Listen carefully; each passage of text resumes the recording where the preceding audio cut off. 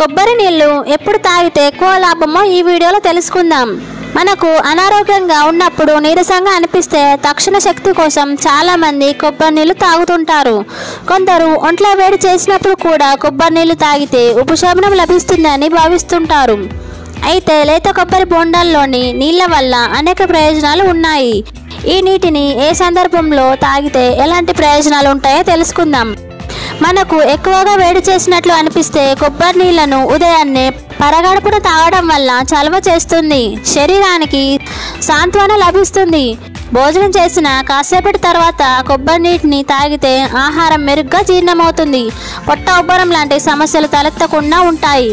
నిద్రపోయే ముందు కొబ్బరి నీళ్లను తాగితే ఆందోళన, ఒత్తిడి తగ్గి మెదడు ప్రశాంతంగా మారుతుంది. అలాగే శరీరంలో పేరుకుపోయిన వ్యర్థాలు కూడా బయటకి వెళ్ళిపోతాయి.